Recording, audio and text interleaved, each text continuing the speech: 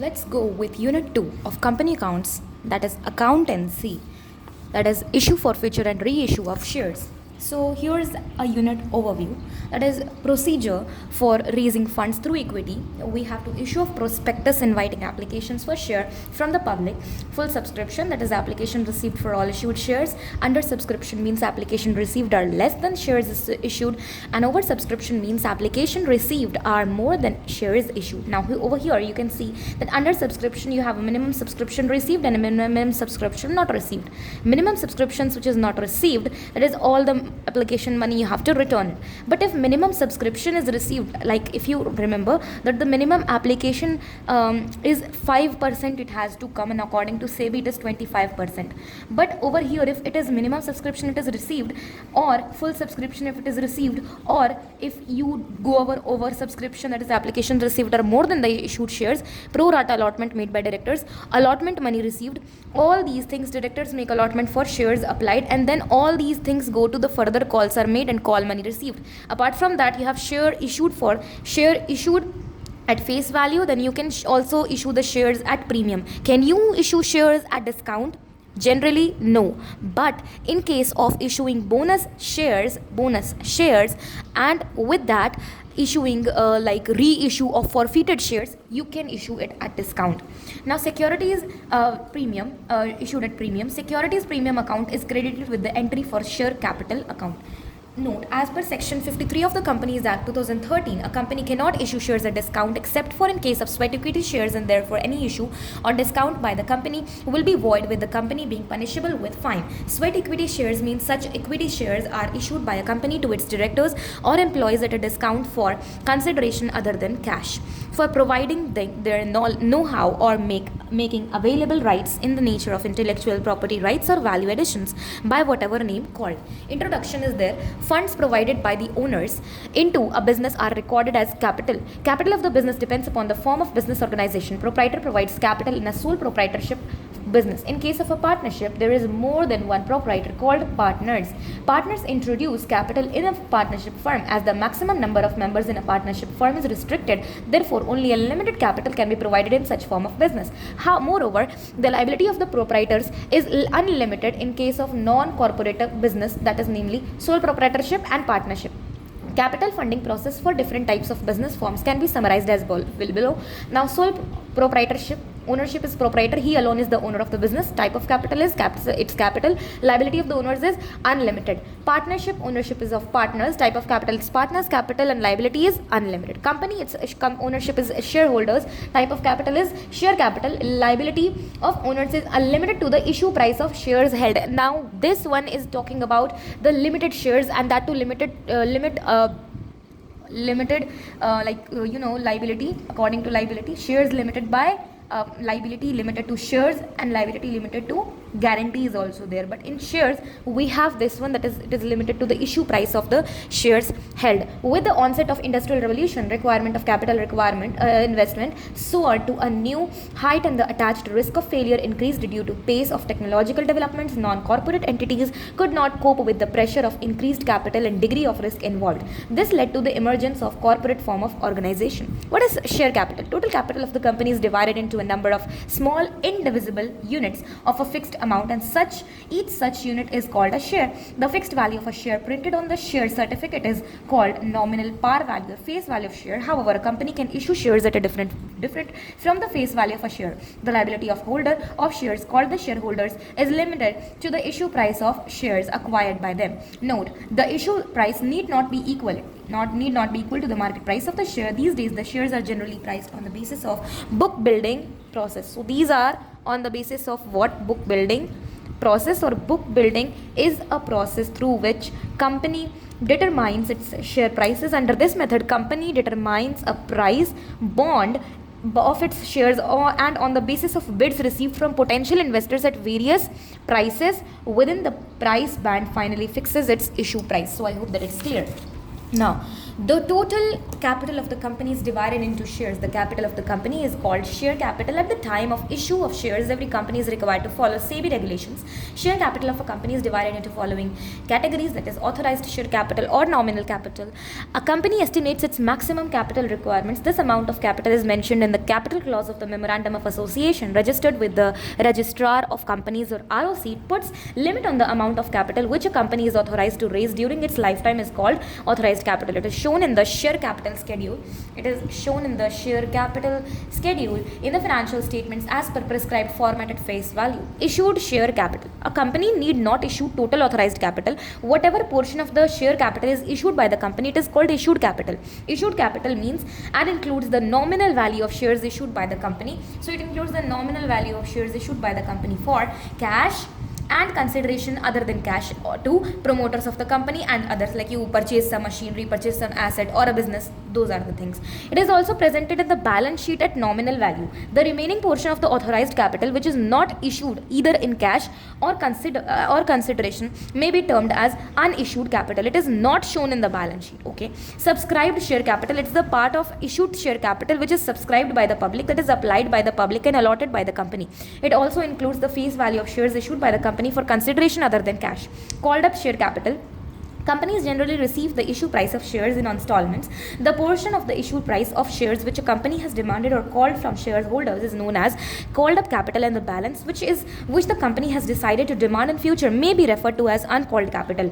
Paid up share capital. It is the portion of called up capital which is paid by the shareholders whenever a particular amount is called by the company and the shareholders fail to pay the amount fully or partially. It is known as unpaid calls or installments or calls in arrears. Thus, installments in arrears mean the amount not paid although it has been demanded by the company as payment towards the issue price of shares. To calculate paid up capital, the amount of installments in arrears is deducted from called up capital. Now basically what does that mean? Called up capital minus paid up capital is your what? Calls in arrears. Okay, calls in advance is that portion of capital which is yet to be called by the company but has already been paid by the shareholders. Reserve share capital is what? Section 65 of the Companies Act 2013. A company may decide by passing a resolution that a certain portion of its subscribed uncalled capital shall not be called up except in the event of winding up of the company. Portion of the uncalled capital which a company has decided to call only in case of liquidation of the company is called reserve capital. Reserve capital is different from capital reserve. Capital reserve is are part of reserves and surplus and refer to those reserves which are not available for declaration of dividend. Thus, reserve capital, which is portion of uncalled capital to be called up in the event of winding up of the company, is entirely different in nature from capital reserve, which is created out of capital profits only. Authorized capital means issued capital plus unissued capital. Subscribed capital can be equal to or greater than or less than issued capital, resulting in three situations respectively: fully subscribed, oversubscribed and undersubscribed. Called up capital is paid up capital plus calls in arrears. If any calls in advance, then you can minus it. Okay, illustration is given. You can see a company had an authorized capital of 10 lakh dividend into 1 lakh equity shares of 10 rupee each. It is decided to issue 60,000 shares of subscription and received applications for 70,000. So it is what? Oversubscription. It allotted 60,000 shares and rejected remaining applications, like 10,000 you rejected. Up to 31/3/2022, it has demanded or called 9 per share. All shareholders have duly paid the amount called except one shareholder holding 5,000 shares who has paid only 7 rupee per share. Okay, so this is what the received one, and we can, it can show in the share 4 feature account. Okay, prepare a balance sheet assuming there are no other details. So basically this is the statement, like a balance sheet as at 31st March 2022. Now over here you can see equity and liabilities, notes number and amount, shareholders fund, share capital, note number 1, and then total is given. So what it is, basically we have been given some notes to accounts. What it is, share capital में equity share capital में we have authorized share capital, जिसमें हमें बताया गया question में 1 lakh equity shares of 10 rupee each हमने show कर दिया 10 लाख. issued share capital में बताया गया 60,000 share equity shares of 10 rupee each 6 lakh हो गया. subscribed share capital 60,000 equity shares of 10 rupee each 6 lakh हो गया. called up and paid up share capital में 60,000 equity shares of 10 rupee each और 9 called up we have been asked to prepare demanded or called 9 rupee per share. तो 9 rupee में हम लोग देखेंगे कि यहाँ पे 5,40,000 है और लेस कर देंगे calls unpaid on 5,000 shares at 2 rupees per share, यानी कि कॉल्स अनपेड है, जो हमारा जो कॉल्स अनपेड अभी तक नहीं बुलाया है वो कर दो हम लोग 10,000 यहाँ पर कर देंगे. 10,000 लेस कॉल्स अनपेड ऑन जो कि हमें नहीं मिला बेसिकली अनपेड. यहाँ पे देखो holding 5,000 shares who had paid only 7 rupees. So what you have paid now you can see over here 9 rupee minus 7 हमें आता है 2. तो 2 रुपया का हमें नहीं मिला. 2 × 5,000 वी विल हैव 10,000, तो 5,30,000 यहाँ पे आपको यहाँ से माइनस करके आपका कॉल्ड अप पेड अप का आ जाएगा वैल्यू। यहाँ पे कैश एंड कैश इक्विवेलेंट में बैलेंसेस विद बैंक्स देखते हैं और 5,30,000। अगर नहीं समझ में आता तो हम लोग सारी एंट्री कर देते हैं किस किस पोर्शन पे किस किस बेसिकली एप्लीकेशन पे अलॉटमेंट में फर्स्ट कॉल में सेकंड कॉल में किस तरीके से पैसा आता है, उस पैसे को बैंक में से सारा को जोड़ देते हैं और ये वाला वैल्यू आ जाता है। यहाँ पे हम लोगों ने लिख लिया 5,30,000 और जाहिर सा बात है कि assets current assets cash and cash equivalent note number 2 डाल के हम लोग 5,30,000 ही यहाँ पे टोटल आएगा। It is clear from the above the details of authorised issued and subscribed capital R given in the notes to accounts but are not counted. It is only the paid up capital. So it's just the paid up capital, that is the portion of the issued capital subscribed by shareholders which is taken into account while totaling the liability side of the balance sheet.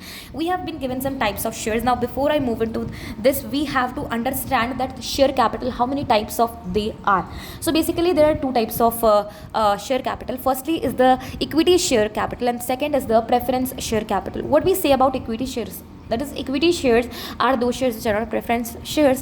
Preference shares are those which have got preferential rights in two cases. Firstly is the payment of dividend, fixed dividend you get every time, okay, even if the company does or does not acquire profit any, okay. Then second is in the event of winding up, then also you get the preferential right. Now normally preference shares don't get voting rights because equity shares have. Equity shares also I would like to tell you that there are two types of equity shares. Firstly is with dividend with voting rights, that is simple, that is 1:1, and the second one is with differential voting rights, that like if you can say that there is a difference between differential voting rights, like for example like one share is equal to one vote in that equity बना, और लेकिन differential में क्या होता है कि we have one share is equal to 10,000 और या फिर उससे ज़्यादा का वोट रहता है। तो okay, we were talking about कि शेयर्स में प्रेफरेंस शेयर्स को नॉर्मली उनके पास वोटिंग पावर नहीं रहता, लेकिन 3 केसेस में रहता है on event relating to them, और उसके बाद अगर डिविडेंड उनको 2 साल में नहीं मिला है तो, और वाइंडिंग अप के केस में भी, ठीक है। तो प्रेफरेंस शेयर्स क्या है? According to section 43 of the companies act 2013, persons holding preference shares called preference share holders are assured of a preferential dividend at a fixed rate during the life of the company. They also carry a preferential right over other shareholders to be paid first in case of winding up of the company. Thus, they enjoy preferential right in the matter of payment of dividend and repayment of capital. Generally, holders of these shares do not get voting rights. Companies use this mode of financing as it is cheaper than raising debt. Dividend is generally cumulative in nature and need not be paid every year. In case of deficiency of profits, the Companies Act 2013 prohibits the issue of any preference shares which is irredeemable. Preference shares are cumulative and non-participating unless expressly stated otherwise, यानी कि अगर आपको बताया नहीं गया कि preference shares क्या है तो यू विल अज्यूम कि प्रेफरेंस शेयर्स क्यूमुलेटिव है और नॉन पार्टिसिपेटिंग है। तो हम लोग यहाँ पे टाइप्स ऑफ प्रेफरेंस शेयर्स पढ़ने वाले हैं जिसका नेमोनिक है CPRC। What is CPRC? Cumulative non cumulative preference shares, convertible non convertible preference shares, redeemable irredeemable preference shares, और है हमारे पास एक है पार्टिसिपेटिंग और नॉन पार्टिसिपेटिंग प्रेफरेंस शेयर्स। क्या होता है cumulative preference shares? A cumulative preference share is one that carries the right to a fixed amount of dividend or dividend at a fixed rate. Such a dividend is payable even out of future profits if current year's profit are insufficient for the purpose. This means that dividend on these shares accumulates unless it is paid in full, and therefore the shares are called cumulative preference shares. The companies are required to disclose the arrears of fixed cumulative dividends on preference shares separately in the financial statement. In case the dividend remains in arrears for a period of not less than 2 years, holders of such shares will be entitled to take part and vote on every resolution on every matter in the general body meeting of the shareholders. यही था 3 cases में उनको voting powers basically मिलते हैं। Cumulative preference shares का मतलब basic है कि हम लोग ना ये है कि इन लोगों को फिक्स्ड डिविडेंड मिलता है, कहीं पर नहीं मिलता तो वो क्यूमुलेट होकर अगले साल मिल जाता है, लेकिन मिलता है। नॉन क्यूमुलेटिव प्रेफरेंस शेयर्स होता है, non cumulative preference shares carries it with the right to a fixed amount of dividend. In case no dividend is declared in a year due to any reason, the right to receive such dividend for that year expires. यानी कि एक साल में अगर नहीं मिलता है किसी कारणवश तो उसके बाद उसको वो वाला दूसरा वाला नहीं मिलता, यानी कि अगले साल उसको उसका पेमेंट उसका डिविडेंड नहीं मिलता। The right to receive such dividend for that year expires. It implies that holder of such a share is not entitled to arrears of dividend in the future. Now, participating preference shares क्या होते हैं? Notwithstanding the right to a fixed dividend, this category of preference shares confers on the holder the right to participate in the surplus profits, if any, after the equity shareholders have been paid dividend at a stipulated rate. Similarly, in the event of winding up of the company, this type of share carries the right to receive a predetermined proportionate of surplus as well once the equity shareholders have been paid off. देखो, participating preference share simple है, आपके पास जैसे कि रहता है dividend वगैरह रहता है, ओके, डिविडेंड रहता है। डिविडेंड सबसे पहले आप प्रेफरेंस शेयर्स होल्डर्स को देते हो, उसके बाद जो बचता है उसमें से आप जो है डिविडेंड जो है वो देते हो इक्विटी शेयर होल्डर्स को। अब सारा तो डिविडेंड दे नहीं देते हो, उसमें से कुछ जो बच गया उसका हम लोग क्या करते हैं, उसको हम लोग ये जो पार्टिसिपेटिंग प्रेफरेंस शेयर्स है ना, वो जो सरप्लस बच गया उससे इनको देते हैं हम लोग। तो वो हो गया पार्टिसिपेटिंग प्रेफरेंस शेयर्स जो उसमें पार्टिसिपेट किए। जो उस वाले सरप्लस प्रॉफिट में पार्टिसिपेट नहीं किए वो हो गए हमारे non participating preference shares. A share on which only a fixed rate of dividend is paid every year without any accompanying additional rights in profits and in the surplus of winding up, it is called non-participating preference shares unless otherwise specified. The preference shares are generally non-participating. कहीं नहीं लिखा हुआ है तो यही होता है non-participating, ये हम लोगों ने ऊपर भी पढ़ लिया है। redeemable preference shares और irredeemable preference shares क्या होता है? redeemable preference shares होते हैं ना कि आपका जो पैसा हमने लिया वो हम आपको 20 साल मिनिमम मैक्सिमम बोल रहे हैं 20 साल के बाद आपको 20 साल के अंदर अंदर वापस कर देंगे। irredeemable हो गया या तो नॉन redeemable preference shares हो गया कि आपका जो पैसा है, आपका जो कैपिटल है वो हम लोग वापस नहीं करेंगे, 20 साल हो जाए 25 साल कभी नहीं वापस करेंगे, ठीक है। Redeemable preference shares are those that a company may issue on the condition that the company will repay after a fixed period or every even earlier at company's discretion. The repayment on these shares is called redemption and governed by Section 55 of the Companies Act 2013. Non-redeemable preference shares, the preference shares which do not carry with them the arrangement regarding redemption, are called non-redeemable preference shares. According to Section 55, no company limited by shares shall issue irredeemable preference shares or preference shares are redeemable after the expiry of 20 years from the date of issue. However, a company may issue preference shares irredeemable after 20 years for such infrastructure projects as may be specified under Companies Act 2013. Convertible preference shares, these shares give them the right of holder to get them converted into equity shares at the option according to the terms and conditions of their issue. यानी कि convertible preference shares वो होते हैं जो basically जब वो चाहे क्या रिपेमेंट के टाइम पे ना बेसिकली उनको पैसा के जगह पे ना उनका जो प्रेफरेंस शेयर्स है वो इक्विटी शेयर्स में कन्वर्ट हो जाता है, तो that can be converted at the option, okay, equity share में कन्वर्ट होता है। जो नहीं हो पाता है वो नॉन कन्वर्टेबल होता है। When the holder of the preference shares has not been conferred to the right to get his holding converted into equity share, it is called non convertible preference shares. Preference shares are non convertible unless otherwise stated, non convertible ही होते हैं unless otherwise stated. तो हमने क्या 3 चीज़ पढ़ा कि unless otherwise mentioned preference shares हमारे non cumulative होते हैं, नॉन पार्टिसिपेटिंग होते हैं और नॉन कन्वर्टेबल और रिडीमेबल होते हैं। 4 हम लोगों ने पढ़ा सीआरपीसी, तो सीआरपीसी में हम लोग बोलेंगे अनलेस अदरवाइज स्टेटेड हमारे जो प्रेफरेंस शेयर्स होते हैं वो non cumulative wait I am so sorry, वो cumulative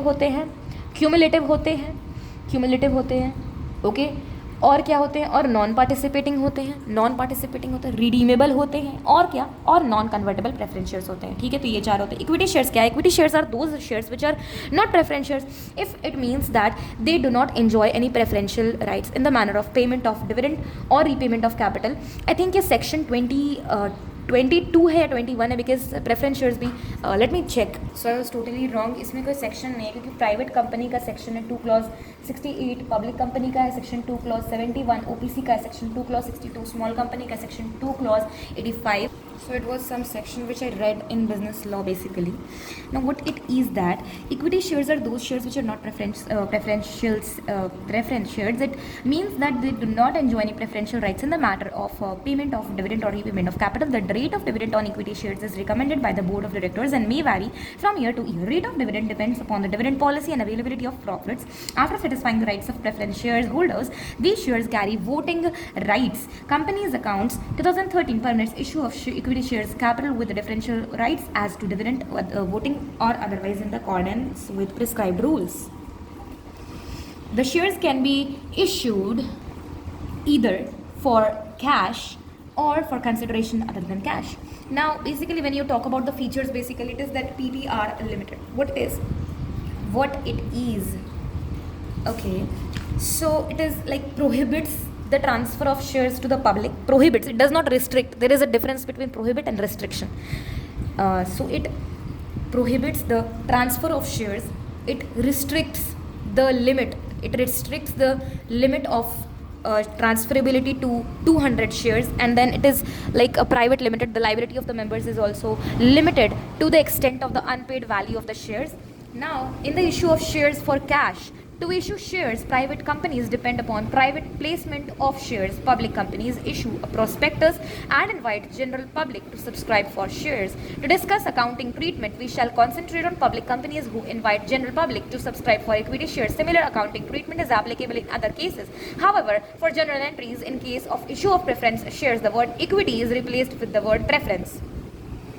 A public company issues a prospectus inviting general public to subscribe for its shares. On the basis of prospectus, applications are deposited in a scheduled bank by the interested parties along with the amount payable at the time of application is in first installment paid along with application is called application money. As per section 39 of the Companies Act 2013, application money must be at least 5% of the nominal value of shares. यानी कि जो Companies Act बोलता है वो है 5% at least, तो हम लोग कंपनीज एक्ट को ही ज़्यादा जो है तवज्जो देते हैं। लेकिन हाँ, सेबी के द्वारा हम लोग को बोला जाता है कि अकॉर्डिंग टू सेबी है हमारा कि 25% ऑफ द इशू प्राइस में हम लोग का एप्लीकेशन मनी आना चाहिए। After the closing date of the issue, the last date for filing applications, companies decide about allotment of shares in consultation with the SEBI and stock exchange concerned. According to the Companies Act 2013, a company cannot proceed to allot shares unless minimum subscription is received by the company. Minimum subscription क्या है? A public limited company cannot make any allotment of shares unless the amount of minimum subscription stated in the prospectus has been subscribed and the sum payable as application money for such shares has been paid to and received by the company. The amount of minimum subscription to be disclosed in prospectus by the board of directors taking into account with the following. अब देखो, public limited company का बात किया जा रहा है ना, public limited company नहीं अलॉटमेंट कर सकता है कब, जब मिनिमम सब्सक्रिप्शन नहीं मिले तो फॉलोइंग क्या है? Preliminary expenses of the company, यानी कि बोल रहा है कि the amount of minimum subscription to be disclosed in prospectus by the BOD taking into account the following. Minimum subscription के साथ साथ और क्या हम लोग टेकिंग इनटू अकाउंट कर सकते हैं? Preliminary expenses of the company, commission payable on issue of shares, cost of fixed asset purchased और to be purchased, working capital requirements of the company and any other expenditure for the day to day operations of the business. As per guidelines of the SEBI, Securities and Exchange Board of India, the minimum subscription to be received in an issue shall not be less than 90% of the offer through offer document, provided that in case of initial public offer, the minimum subscription to be received shall be subject to allotment of minimum number of specified securities as prescribed by Securities Contracts Regulation Rules 1957. If the company does not receive the minimum subscription of 90% of the issue, all application monies received shall be refunded to the applicants forthwith but not later. यहाँ से सेबी बताता है कि minimum subscription जो है issue का, it shall not be less then 90%, यानी minimum आपको 90% का सब्सक्रिप्शन आना चाहिए, ठीक है। उसके बाद आपको बताया गया but not later than 15 days of the closure of the issue in case of non undertaking and underwritten issue. अगर नॉन अंडर रिटन इशू है और 15 days of the closure of the issue के बाद नहीं आना चाहिए आपका minimum subscription of 90%। उसके अलावा है हमारे पास 70 days of the closure of the issue in case of underwritten issue where a minimum subscription including development obligations paid by the underwriters is not received within 60 days of closure of the issue, यानी कि 70 days of the closure of the issue 70 दिन होने के बाद अगर underwritten issue है तो जबकि minimum subscription including development obligations paid by the underwriter is not received within 60 days, अगर 60 days of closure of the issue में नहीं आया तो the company reserves the right to reject or accept an application fully or partially. Successful applicants become shareholders of the company and are required to pay the second installment, which is known as allotment money, and unsuccessful applicants get back their money.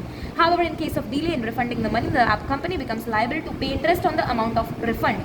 Subsequent installments, if any, to be called company known as calls. इसका मतलब है कि अगर delay हो जाता है refund करने में मनी, अगर एक्सेस आपको मनी मिल जाता है और आप डिले कर देते हो यानी कंपनी डिले कर देता है तो वो लायबल है इंटरेस्ट पे करने के लिए। सेक्शन 39 कहता है कंपनीज एक्ट 2013 का कि application money must be at least 5% of the face value of shares, ठीक है। However as per SEBI regulations, यहाँ पर हमें सेबी रेगुलेशंस के बारे में दिया गया कि minimum application money to be paid on applicant along with this application of money shall not be less than 25% of the issue price. तो हम लोग किसको फॉलो करें? दोनों बात सही है, लेकिन हम लोग बोलेंगे कि ये वाला क्योंकि कंपनीज एक्ट में ना है तो हम लोग इसको ज़्यादा हम लोग देते हैं इसको importance. According to section 24 of the companies act 2013, matters related to issue and transfer of share securities will be administered by the SEBI and not by the company law board. यानी कि सेक्शन 24 बोलता है company act 2013 का कि matters related to issue and transfer of securities will be administered by SEBI and not by the company law board. यानी कि अब हम लोग बोल सकते हैं कि हाँ ये जो 25% वाला जो सिस्टम है हम लोग इसको फॉलो करेंगे, इसको नहीं। The issue price of shares is generally received by the company in installments, और उसको हम कहते हैं first installment application money, second को कहते हैं अलॉटमेंट मनी, थर्ड को कहते हैं फर्स्ट कॉल, फोर्थ को कहते हैं सेकंड कॉल, लास्ट को कहेंगे फाइनल कॉल। लास्ट कभी भी आ सकता है, लास्ट कभी कभी फर्स्ट पे भी आ जाता है, कभी कभी सेकंड कॉल पे भी आ जाता है, उसको हम लोग कहते हैं second and final call, first and final call, उस तरह से। जनरल एंट्रीज क्या होते हैं, सिंपल है, अगर आपको रिसिप्ट मिल रहा है, अब आप लोग का कहना होगा कि आपको सबसे पहले बैंक क्यों यहाँ पे, तो बैंक में सबसे पहले आप एप्लीकेशंस देते हो, तो एप्लीकेशंस में आपको सबसे पहले पैसा रिसीव होता है, तो bank account debit to share application amount. Allotment में इसी के साथ अगर शेयर एप्लीकेशन अकाउंट लिखा हुआ है, bank account debit to share application account है ये।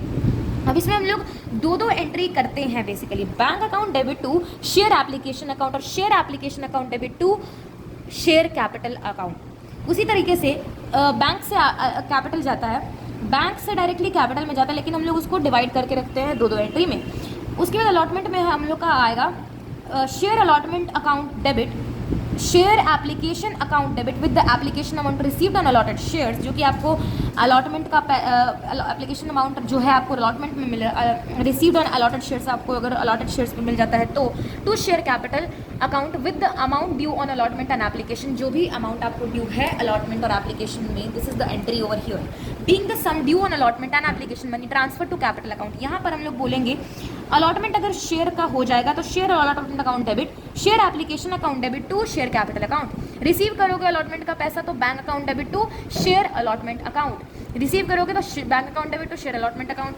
Sometimes separate application and allotment accounts are not prepared and entries relating to application allotment monies are pass through a combined application allotment account. अगर साथ में अगर हो जाए तो bank account debit to share application allotment account, allotment हो जाएगा तो share application allotment account debit to share capital account, और all allotment being received bank account debit to share application allotment account. Call करोगे तो share call account debit to share capital account, receive करोगे तो bank account debit to share call account, अगर final call रहेगा तो उस तरीके से। उसके बाद हमारे पास एक और टॉपिक है which is subscription of shares. Accounting for issue of shares depends upon the type of subscription, type किस तरीके का है सब्सक्रिप्शन का। whenever a company decides to issue shares to public, it invites applications for subscription by issuing a prospectus। आप prospectus issue करते हो, it is not necessary that company receives applications for the number of shares to be issued by it। there are 3 possibilities, यानी कि ज़रूरी नहीं है कि आप जितना इशू करते हो ना आपको उतना ही मिले, आपको ज़्यादा भी मिल सकता है, आपको बराबर मिल सकता है, वो कम भी मिल सकता है। तो वो सब क्या है, फुल सब्सक्रिप्शन है, ओवर सब्सक्रिप्शन है, अंडर सब्सक्रिप्शन है, क्या करके देखते हैं। Issue is fully subscribed if the number of shares offered for subscription and the number of shares actually subscribed by the public are same। To start discussion on accounting treatment for issue of shares, let us assume that the issue is fully subscribed। illustration दिया हुआ है, a company invited application करता है 10,000 equity share का, 50 रुपये का each payable on application, 50 रुपये का ईच है एप्लीकेशन पे, 15 अलॉटमेंट में 20 और फर्स्ट और फाइनल कॉल में 15 मिलेगा। एप्लीकेशन रिसीव हुआ 10,000 शेयर का, application allotted the number of shares and have applied for and installments money was duly received by the company. General entry करना है, सिंपल है, बैंक अकाउंट डेबिट करेंगे, to equity share application करेंगे, 15 रुपये आएगा तो 15 गुने 10,000 1,50,000 हो जाएगा। At the time of allotment application money receive from successful applicants become part of the share capital and transfer to share capital. तो हम लोग बोलेंगे equity share capital application account debit to equity share capital account, same वही 1,50,000 1,50,000। अब हम लोग बोलेंगे to record amount due on allotment, allotment में कितना पैसा चाहिए हमें चाहिए 20 रुपया, तो हम लोग बोलेंगे equity share allotment account debit to equity share capital account, 10,000 into 20 हमारा 2 लाख आ जाएगा। अगर अलॉटमेंट हमें रिसीव हो जाएगा तो bank account debit to equity share allotment, वही 2 लाख 2 लाख।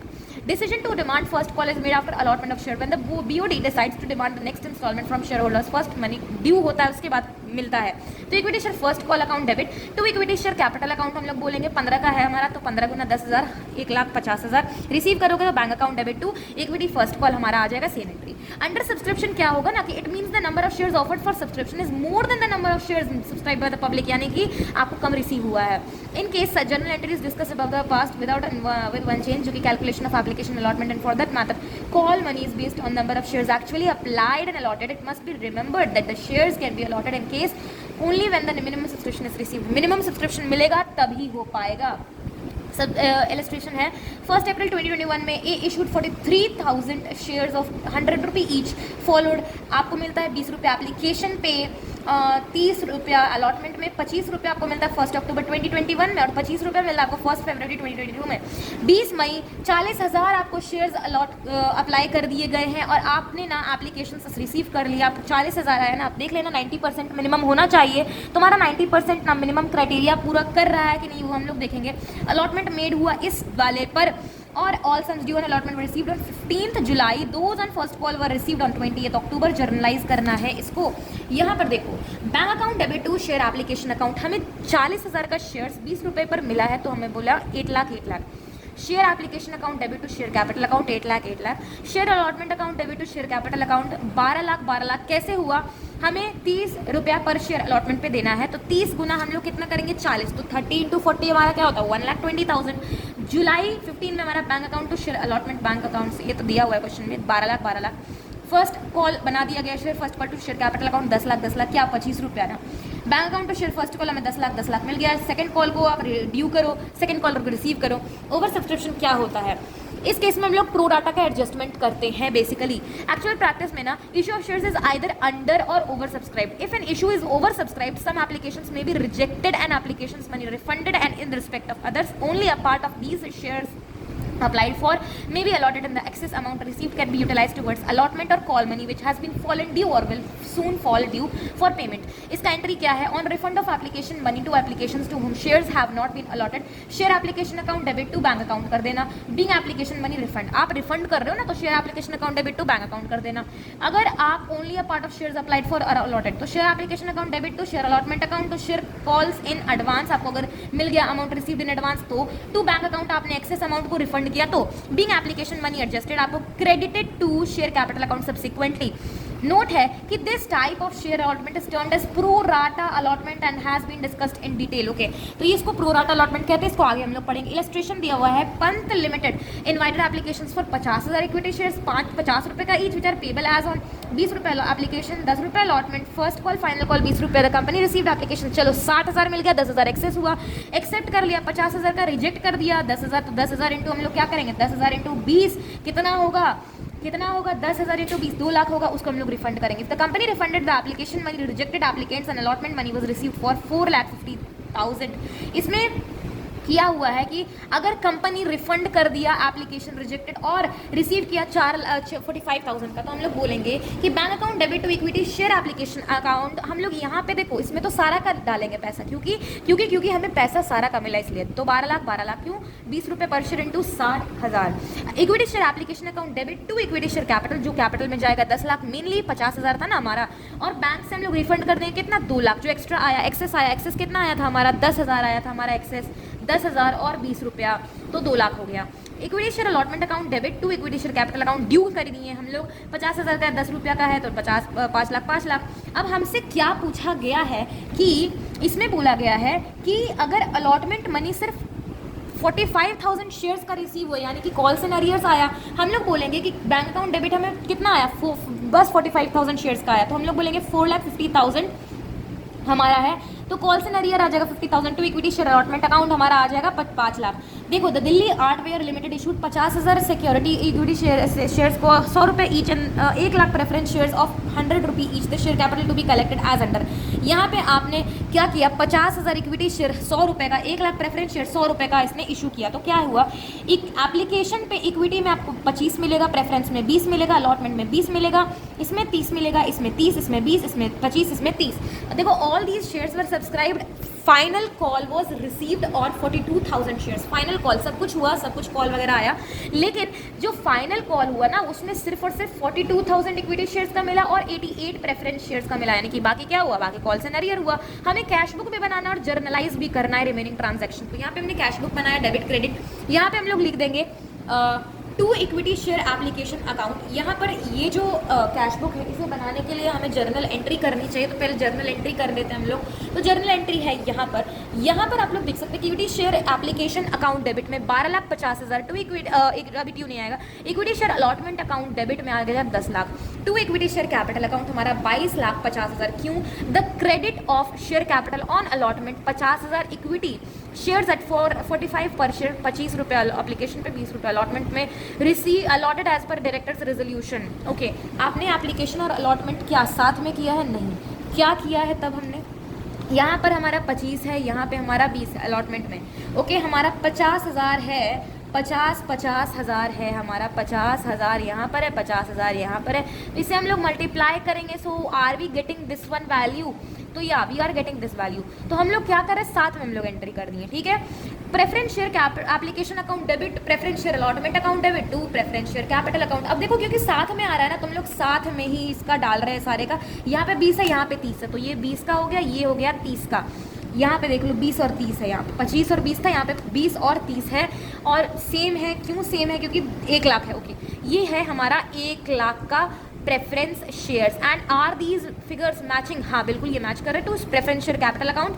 हम लोग बोलेंगे the credit of preference share capital on allotment of 1 lakh preference shares at 50 rupees per share, 20 रुपये ऑन एप्लीकेशन एंड 30 रुपये on allotment allotted as per directors resolution dated. Equity share final call बोला हमने debit to equity share capital account. यहाँ पर हमें दिखा कि first call में यहाँ पे 30 रुपया है, यहाँ पे 20 रुपया, तो 30 रुपया हमने डाला फर्स्ट कॉल में, 30 रुपया हमने डाला, तो 30 गुना हमने क्या किया 50,000, 30 गुना 50,000, ये हो गया 15 lakh. Okay, preference share capital में हमारा कितना है? हमारा 20 रुपया। ओके, 20 रुपया है और हमारा 1 लाख है, तो हमारा आ जाएगा 20 lakh. Okay, equity share final call हमने ड्यू किया 12 लाख, 50,000 कितने का? 25 का है, 25 का है, 25 गुने 50,000 हम लोग का आ जाएगा 12 लाख 50,000। प्रेफरेंस शेयर का फाइनल कॉल हम लोग मांगेंगे। अच्छा, इसमें हम लोग ना कैश वाला सिस्टम नहीं कर रहे हैं, बताऊंगी क्यों। यहाँ पे 30 हो जाएगा, 30 हो जाएगा और यहाँ पे 1 लाख हो जाएगा, तो क्या हमारा 30 लाख बन जाएगा? बिल्कुल। अब देखो ये सब एंट्री में ना आप लोग देख रहे होंगे कि हम लोगों ने कहीं पर भी बैंक अकाउंट डेबिट वगैरह वो वाला एंट्री नहीं किया बैंक अकाउंट का, क्योंकि हम लोग कैश अकाउंट ना बना रहे हैं, कैश बुक बना रहे हैं ना, तो सारी की सारी बैंकिंग ट्रांजेक्शन्स जो हम वहाँ पे जो करते हैं कैश वाला जो भी करते हैं हम लोग यहाँ पे करते हैं। क्यों? देखो सबसे पहला तो to equity share application account पैसा आता है तो हम लोग क्या बोलते हैं? Bank account debit to equity share application account 12 lakh 50,000, bank account debit to preference share application 20 lakh, bank account debit to equity share allotment 10 lakh, bank account debit to preference share allotment 30 lakh, bank account debit to equity share first final call. इसी तरह से सारा हमने कर दिया, जो balance हमें दिया हुआ था नहीं दिया हुआ था बेसिकली, इसको हमने टोटल किया, टोटल करके बाय बैलेंस कैरिड डाउन हमने क्रेडिट साइड में किया, उसे हमने लाया टू बैलेंस ब्रॉट डाउन। अब ऐसा क्यों? क्योंकि कैश बुक में है, सारे के सारे कैश ट्रांजैक्शंस वगैरह हमें कैश बुक में लिखे, जो कैश ट्रांजैक्शंस नहीं थे वो हमने ऐसे करके जनरल में लिखे। शेयर इशूड एट डिस्काउंट पर shares are regarded to be issued at discount if issue is at amount less than the nominal at par value of the shares. The excess of the nominal value of over the issue price represents discount on the issue of shares. For example, nominal value 100 रुपये issued at 98, तो वो होता है 2 रुपये का discount. Section 53 of the Companies Act 2013, a company cannot issue shares at a discount except in the case of issue of sweat equity shares issued to employees and directors. Thus any issue of shares at discount shall be void. Shares issued at premium section 52 में बताया है कि when a company issues its securities at a price more than the face value, it is said to be an issue at premium. Premium is the excess of issue price over face value of the security. It is quite common for the financially strong and well managed companies to issue their shares at a premium, that is an amount more than the nominal value or par value of the shares. Thus where a share of the nominal value of 100 rupees each issued at 105 rupees, it is said to be have been issued at the premium of 5%. जब issue is at premium, the amount of premium may be technically called at any stage of, किसी भी stage में बुला सकते हैं, लेकिन generally ना ये हम लोग अलॉटमेंट में कॉल करते हैं, क्योंकि sometimes the application of money and rarely with the call money. कभी कभी हम लोग एप्लीकेशन पे मंगाते हैं, रेयरली ना कॉल पे मंगा लेते हैं। क्या? अरे premium, security premium. Accounting treatment क्या है? When shares are issued at a premium, the premium account is credited to a separate account called securities premium account, okay, because it is not a part of share capital, rather it represents a gain of capital nature of the company. Being a credit balance, securities premium account is shown under the heading reserves and surplus. However, reserves and surplus is shown as shareholders fund in the balance sheet as per schedule 3. According to section 52 of the Companies Act 2013, securities premium account may be used for towards issue of unissued shares of the company to be issued to the members of the company as fully paid up bonus shares, to write off preliminary expenses of the company, to write off expenses of the commission paid or discount allowed to any of the securities or debentures of the company. उसके बाद to provide for the premium of the redemption of redeemable preference shares and preference debentures of the company to purchase of own shares of the other securities. ये सब काम करते किससे? Securities premium से। किसके द्वारा? सेक्शन 52 के द्वारा। Note, it may be noted that certain cases, classes of companies is prescribed in section 133 of the Companies Act 2013, whose final statements comply with the accounting standards prescribed for them. That is, those companies to whom Indian accounting standards are applicable can't apply the securities premium account for the purposes B and D mentioned above. यानी कि जो ऐसे company है financial statement जिसके comply with the accounting standards prescribe किए जा रहे हैं कुछ सेक्शन 133 में, तो वो ना अप्लाई अपना सिक्योरिटी प्रीमियम नहीं कर सकते हैं बी और डी पे। बी क्या है? बी है preliminary expenses of the company, नहीं कर सकते हैं उसको राइट ऑफ, क्या लिखा हुआ है, to write off preliminary expenses आप राइट ऑफ नहीं कर सकते हो। डी क्या है, टू प्रोवाइड फॉर प्रीमियम और redemption of redeemable preference shares और डिबेंचर्स ऑफ द कंपनी, ये दोनों पे वो यूज़ नहीं कर सकते। अरे कौन, जो सेक्शन 133 में जो certain class of the company है जो प्रिस्क्राइब किए हुए हैं, जिसका फाइनेंशियल स्टेटमेंट कंप्लाई करता है with the accounting standards prescribe for them, ठीक है, ये नहीं अप्लाई कर सकते। When shares are issued at premium journal entry, अगर इशू कर रहे हो प्रीमियम पे आप, तो क्या होता है, तो bank account debit to share application account सब कुछ सेम रहेगा, बट अलॉटमेंट में हम लोग क्या करेंगे ना कि share application account debit to securities premium, जो हमारा प्रीमियम रहा वो टू शेयर कैपिटल, और जो आएगा वो तो bank account debit to share capital कर देंगे। अगर प्रीमियम हमें कॉल करना है अलॉटमेंट में, तो share allotment account debit to share capital to security premium account, generally allotment में आता है। यहाँ पे bank account to share allotment आ गया। इलस्ट्रेशन दिया 1 अक्टूबर 2022 में पायनियर जो है इक्विपमेंट लिमिटेड रिसीव एप्लीकेशन करता है 2,50,000 equity shares of 100 rupee each issued at a premium of 25% payable, application 25 रुपये और अलॉटमेंट में ना 75 रुपये इंक्लूडिंग प्रीमियम। तो हमें पता है कि ये 50 होगा तभी ना ये 25 प्रीमियम होगा, तो बैलेंस है ना on share as and when required, जब रिक्वायर करेगा तो रिकॉर्ड करना। तो basically bank account debit to equity share application account में हम लोग डालेंगे 6250।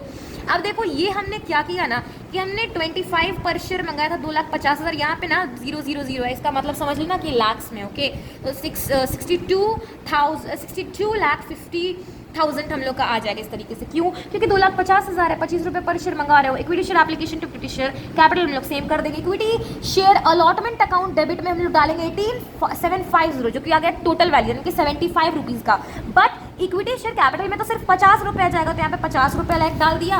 और जो एक्सेस अमाउंट हमारा रहा, जो हमारा एक्सेस अमाउंट रहा वो हमने डाला कहाँ, टू सिक्योरिटीज प्रीमियम अकाउंट, जो हमारा 25 रुपये एक्स्ट्रा था वो 6250। Bank account debit to equity share allotment account जो मिल गया वो साथ में आएगा। देखो नोट है, बाइफर्केशन ऑफ अलॉटमेंट अमाउंट जो है सिक्योरिटी प्रीमियम 25% ऑफ 100 रुपी होता है 25 रुपया, मनी रिसीव्ड अलॉटमेंट पर शेयर है 75 रुपया, पर शेयर है 75, प्रीमियम है 25, कैपिटल है 50, number of share in thousands दिखा हुआ है तो 250 आ गया, टोटल अमाउंट हमारा 6250। ओवर सब्सक्रिप्शन और प्रोराटा अलॉटमेंट क्या है? Over subscription is the application money received for more than the number of shares offered to the public by the company. It is usually occurs in the case of good issues and depends on many other factors like investors का confidence क्या होता है in the company, general economic conditions क्या होता है, pricing क्या होता है issue का। अगर shares are over subscribed, the company cannot satisfy all the applications. It means that the decision is to be made on how the shares are going to be allotted.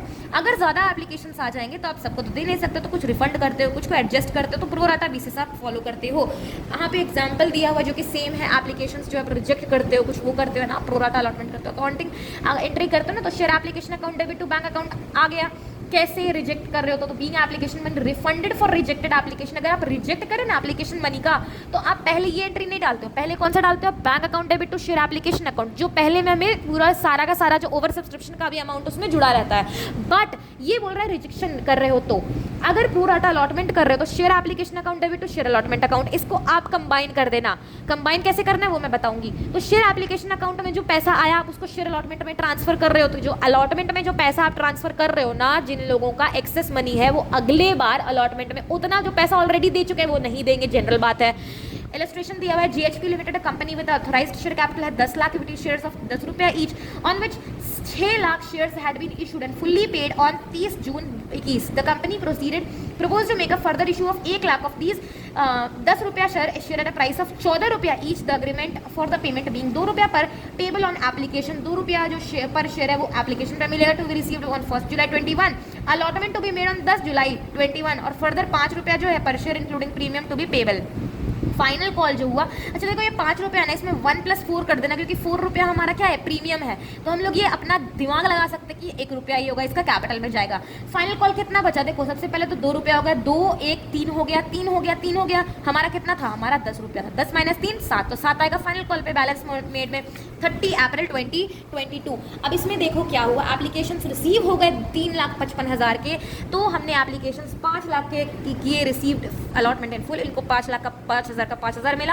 Applicants for 30,000 shares received on allotment on for 1 share for every 2, यानी कि एक पर एक, देखो इनको 2 shares जो apply किए उनको 1 मिला, यानी कि इसको 30,000 डिवाइडेड बाय 2, 15 शेयर इनको अप्लाई कर दिया, तो इसका कितना 15,000 इसका एक्सेस हो गया है ना। No money was return on these application, surplus था वो अलॉटमेंट में हम लोग उसको यूज कर लेंगे। एप्लीकेशन 3,20,000 ना रिसीव जो किए वो 1 शेयर फॉर एवरी 4 अप्लाइड, यानी इसको डिवाइड कर दो क्या 4 से, क्यों, क्योंकि आप ये लोग को ना 4 जो अप्लाई कर रहा है उसको 1 दे रहे हो, तो यहाँ पे 80,000 आ जाएगा। For the money due on allotment was written by the company, the excess जो होगा वो रिटर्न कर दिया जाएगा, बाकी तो एडजस्ट हो जाएगा, लेकिन बाकी रिटर्न कर दिया जाएगा। The money due on final call was receive. अब जब ऐसा क्वेश्चन आए तो हम लोग लास्ट में ना एंड में इस तरीके का एक वर्किंग नोट बना लेते हैं। यहाँ पे हम लोग लिखते हैं calculation for adjustment and refund, category डालते हैं 1 2 3 4 जितना भी है। यहाँ पे हम लोग डालेंगे जो अप्लाई किए वो, जो अलॉट किए वो, रिसीव क्या हुआ, रिक्वायरमेंट क्या था, एडजस्ट क्या किया अलॉटमेंट में, रिफंड क्या करेंगे, रिफंड करेंगे हम लोग 3 - 4 + 5, क्यों, receive on application minus required on application plus adjust on allotment, जो रिफंड करेंगे वो। Amount due on allotment, allotment में कितना पैसा बाकी था, अमाउंट रिसीव्ड ऑन अलॉटमेंट। देखो सबसे पहले तो 5,000 वाले को 5,000 मिला, 30,000 वाले को 1 on 2 मिला तो 15,000, 3,20,000 को 1 on every 4 मिला, यानी कि 80,000 टोटल कर दिए, हमारा इतना इतना आ गया। अमाउंट रिसीव कितना होगा, तो हमें तो पता है ना कि एप्लीकेशन पे कितना आएगा, अलॉटमेंट में कितना आएगा। हम लोग अभी एप्लीकेशन का बात करें, ये पूरा एप्लीकेशन का बात हो रहा है, अभी यहाँ पे अलॉटमेंट का बात होगा। देखो सबसे पहले तो 2 रुपया हमारा कितना था एप्लीकेशन पे, तो 2 × 5 10,000 हो गया, 2 × 15 हमारा 30,000 हुआ, लेकिन अभी इस पे नहीं आते, 2 × 30,000 हमारा 60,000 हुआ जो हमें मिला, रिसीव्ड क्या रिसीव हमने किया, 2 × 3,20,000 हमें 6,40,000 मिला। अब हमें रिक्वायरमेंट क्या था, रिक्वायरमेंट तो हमें इतना ही था क्योंकि हमारे पास इतना ही शेयर था, तो 2 × 5 हमारा 10,000, 2 × 15 हमारा 30,000, 2 × 80 हमारा 1,60,000। अब एडजस्ट क्या करेंगे अलॉटमेंट में, सबसे पहले अलॉटमेंट पे ना आप देखो अलॉटमेंट कितने का है, हमारा जो अलॉटमेंट है ना वो 5 रुपया पर शेयर का है, यानी कि 1 + 4 5 रुपया का है, वो 5 रुपया का ही एडजस्ट कर सकते हैं। अब देखो हम लोग बोलेंगे कि इसमें तो नील रहेगा क्योंकि 5,000 को 5,000 इसका कुछ भी एक्सेस नहीं है, लेकिन इस वाले का तो और इस वाले का तो है 15,000 एक्सेस है। हम लोग क्या देखेंगे, हम लोग देखेंगे कि 15,000 वाले का गुना 5 करो, 15,000 वाले का गुना 5 करो, हमारा 75,000 ये ना 5 × 5 25 और 5 × 5 6 7, हाँ 75,000 हमें चाहिए था, नीड था। ओके तो हम इसमें पूरा डाल देते हैं, पूरा का पूरा डाल देते हैं कितना, क्योंकि देखो हमें 30,000 का नीड था तो 30,000 एक्स्ट्रा है, तो क्या 30,000 पूरा जा सकता है, बिल्कुल हाँ जा सकता है, तो इसका पूरा का पूरा 30,000 इसमें डाल देंगे। इसमें देखो इसमें कितना है, इसमें तो हमारा 80,000 ही है, तो 80 × 5 कितना होगा, 80 × 5 हो जाएगा हमारा 4 लाख है हमारे पास कितना, देखो ध्यान से देखो हमारे पास बहुत ज़्यादा है, हमारे पास बहुत ज़्यादा है, कितना है हमारे पास, इधर देखो सबसे पहले तो 80 × 5 हम लोग करेंगे तो हमारा आ जाएगा 40 तो 40 हाँ 4 लाख हो जाएगा, तो 4 लाख हम लोग का एक्स्ट्रा बन रहा, वेट एक्स्ट्रा नहीं बन रहा है हमारा 4 लाख का हमें नीड है, बेसिकली नीड है, हाँ 4 लाख का नीड है ना 4 लाख का।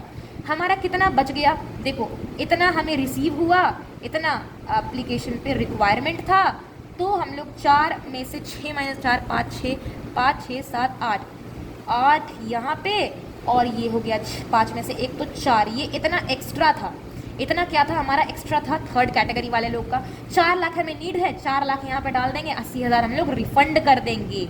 ओके अब हमें ड्यू कितना करना है जो हमें एक्चुअली मिलना चाहिए, तो 25 इससे क्यों 5 रुपया है तो 5 × 5 हमारा 25 हो जाएगा, 75 गुना हमारा 15 हो जाएगा 75,000, सॉरी 5 × 15 हो जाएगा 75,000, 5 × 80 हमारा 4 लाख जो कि हमने एडजस्ट कर लिया है। रिसीव कितना करेंगे, रिसीव इस वाले में हम लोग कर लेंगे, इस वाले में कितना करेंगे, इस वाले में 30,000 ऑलरेडी एडजस्टेड है, कितना रिसीव होगा इससे माइनस करके 45,000, 4 लाख यहाँ पे ऑलरेडी मिल चुका है, तो क्या ये दोबारा देंगे, ये पागल थोड़ी है, ये दोबारा नहीं देंगे, इन लोग का इससे कैंसिल हो चुका है तो ये लोग नील देंगे, यानी कि टोटल हमें ना 70,000 मिलेगा। अब इसका एंट्री करना बहुत इजी होगा।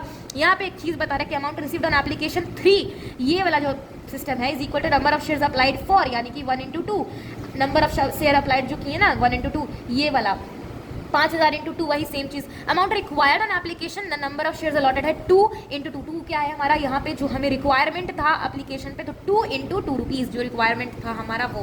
तो these are not the things which you need to okay.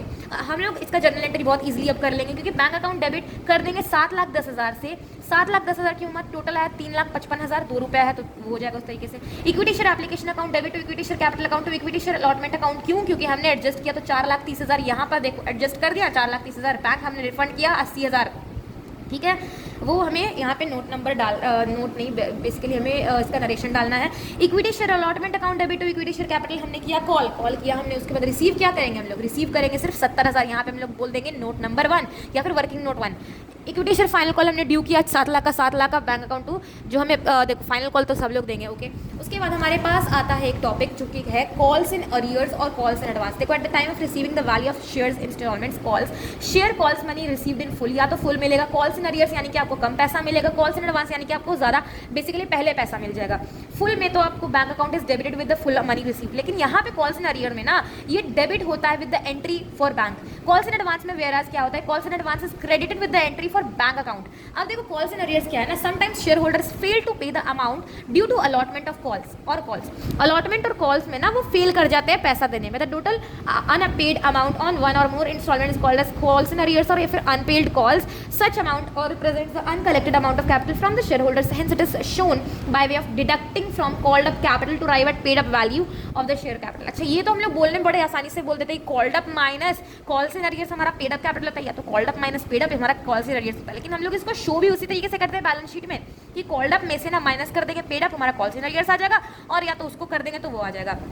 Entry बहुत सिंपल है, सबसे पहले हम लोग कॉल्स इन अरियर्स को डेबिट कर देंगे, बैंक अकाउंट डेबिट कर देंगे, टू शेयर अलॉटमेंट अकाउंट कर देंगे, to share capital to share calls account कर देंगे। Being call money allotment money received on इतना शेयर्स एट इतना per share. Calls in advance whereas क्या होता है कि समटाइम्स ना शेयर होल्डर का ना पे इन पार्ट और whole the amount of yet not to be called up, जो नहीं मांग गया आप उसको भी पहले से पे कर देते हो, तो उसको कॉल्स इन एडवांस कहते हैं। टेबल एफ के अनुसार ना interest on the rate not exceeding 12% is paid on such advance money में credited to the calls in advance. देखो सबसे पहले तो हम लोग इसका बात करते हैं कि कॉल्स इन अरियर्स में ना 10% आप इसका इंटरेस्ट ऑन अरियर आप चार्ज करते हो, अगर आपको दोबारा वो पैसा मिलता है तो। दोबारा क्या, वो तो मिलना ही आपको, बेसिकली इंटरेस्ट का पैसा आपको मिलेगा ही जो आप अरियर पे लगाए हो। एडवांस में ना टेबल एफ बताता है कि 12% मिलेगा, उससे ज़्यादा नहीं मिलेगा एडवांस पर इंटरेस्ट, ठीक है। तो bank account debit to calls in advance account, आपको मिल गया पैसा एक्सेस एडवांस में, तो हम लोग क्रेडिट कर दिए, एक तरह का लाइबिलिटी हो गया तो क्रेडिट कर दिए उस तरीके से। When calls becoming actually due, calls in advance account is adjusted eight the time of call for this. इसमें ना हम लोग क्या करते हैं कि वो जो पैसा ऑलरेडी एडवांस में दे चुके हैं वो दोबारा थोड़ी देंगे, पागल थोड़ी है वो। इसी वाले क्रेडिटेड अमाउंट को हम लोग सीधा का सीधा यहाँ पे डेबिट कर देते हैं, तो हमारा आ जाएगा calls in advance account debit, और यहाँ पे बैंक अकाउंट डेबिट आ जाएगा जो हमें पैसा रिसीव हुआ वो टू पर्टिकुलर कॉल, यानी कि देखो यहाँ पे देखो लिखा हुआ है टू पर्टिकुलर कॉल, जो हमें कॉल बुला रहा है वो। इलस्ट्रेशन दिया हुआ है, Shreyas limited did not receive the first call on 10,000 equity share, 10,000 पे नहीं मिला, 3 रुपये पर share which was due on इतना। अमाउंट रिसीव हुआ 1/4/22 को, तो क्या यहाँ से यहाँ तक हम लोग का इंटरेस्ट भी बैठेगा 10% पे।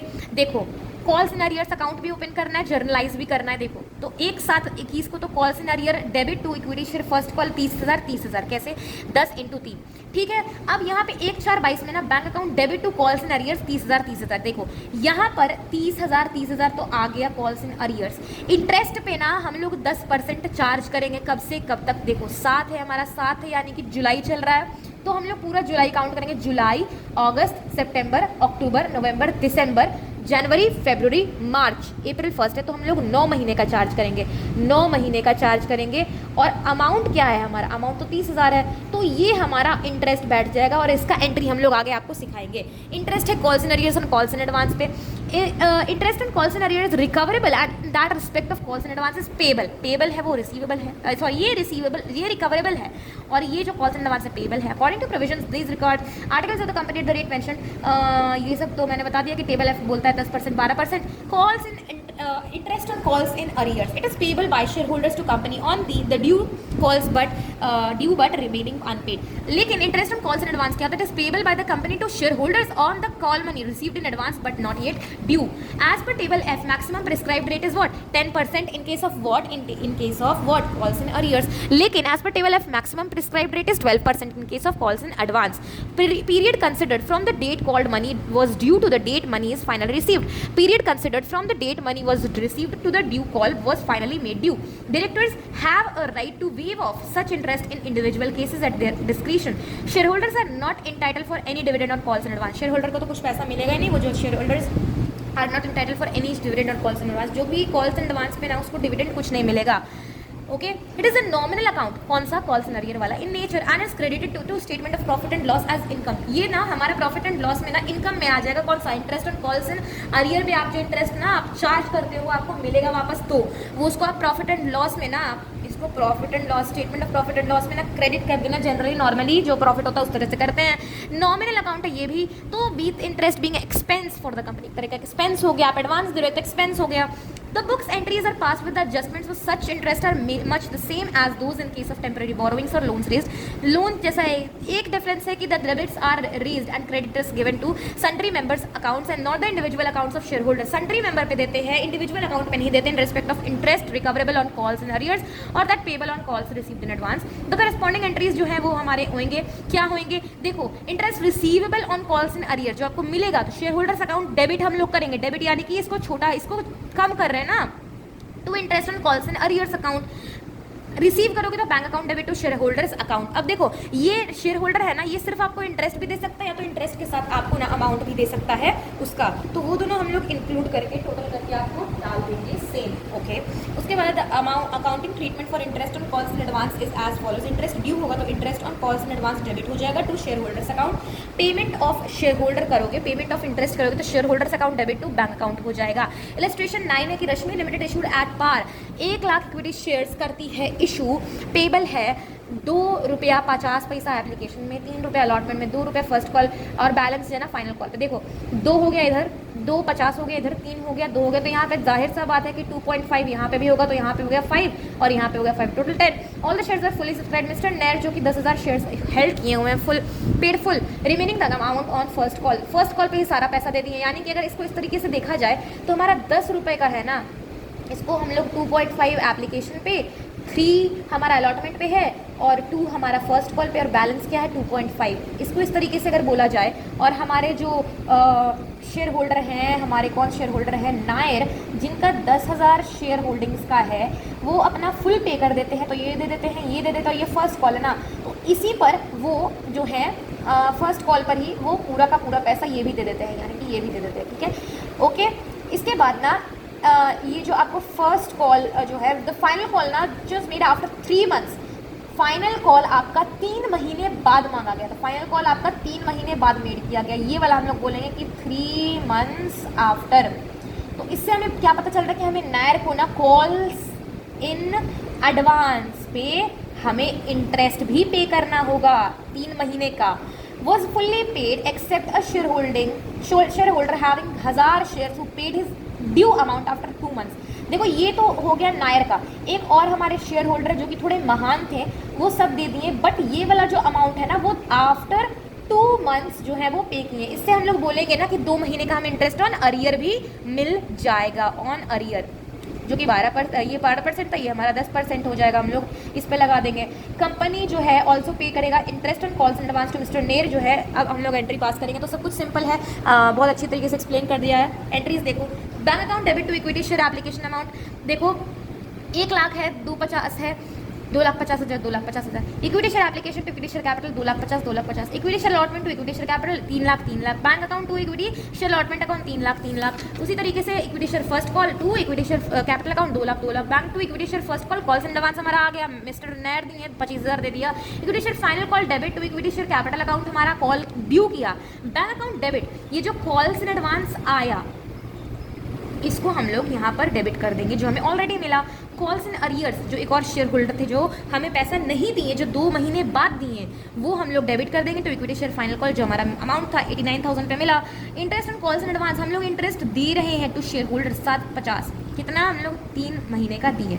Share holders account debit to bank account हमें 750, 750। Share holders account debit to interest on calls in arrear हमने डाला अरियर पे 41.67, 41.67। उसी के साथ बैंक से हमें देखो पैसा मिल गया शेयर होल्डर का, अरियर जिसने क्रिएट किया उसने पैसा दे दिया, तो bank account debit 2541.67 to calls in arrear जो हमारा 2500, शेयर होल्डर जो इंटरेस्ट दिया हमें 41.67। उसके बाद हमारे पास टॉपिक आता है फॉरफीचर ऑफ शेयर्स। अब देखो हमारा जो अरियर जो देते हैं ना वो कभी कभी पैसा मांगने पर भी वो नहीं देते हैं, तो उनके जो शेयर्स हैं ना उनको हम लोग फॉरफीट कर देते हैं और तो बाद में री इशू कर देते हैं। The term forfeit actually means taking away the property on breach of condition. अगर ब्रीच ऑफ कंडीशन हो, it is very common that 1 or more shareholders fail to pay their allotment or calls on due dates। Failure जो है result करता है forfeiture of shares में। Forfeiture is the action taken by the company to cancel the shares. The directors are usually empowered by the articles of association to forfeit those shares by serving proper notice. आप proper notice देते हैं to defaulting party share holders को। When shares are forfeited the title of such share holder is extinguished but the amount paid to the date is not refunded. जो refund नहीं मिलता, जो आपने पैसा ऑलरेडी दे दिया, एप्लीकेशन पे मान लो दे दिया, अलॉटमेंट में नहीं दिया, फाइनल कॉल फर्स्ट कॉल नहीं दिया, एप्लीकेशन वाला आपका जो मनी है वो भी जब्त हो जाएगा। तो जो shareholder has no further claim on the company, the power of forfeiture must be exercised strictly having regard to the rights, rules and regulations provided in the articles of association and should be bona fide to the interests of the company. Good faith में होना चाहिए, bona fide मतलब good faith में, okay? The articles of the company usually authorize the directors to forfeit shares of the member on the amount of non-payment of all interest on their for serving him the prior notice given prescribed in the articles. उनके पास also है right to cancel such forfeiture before the forfeited share are reallocated. अगर वो reallocate किया जा सकता है तो आप cancel भी कर सकते हो उसके forfeiture को। अकाउंटिंग एंट्रीज है हमारे time of passing entry for forfeiture of share. Students must be careful about the following matter. Amount called up, आप क्रेडिट करते हो शेयर कैपिटल को कॉल्ड अप अमाउंट से।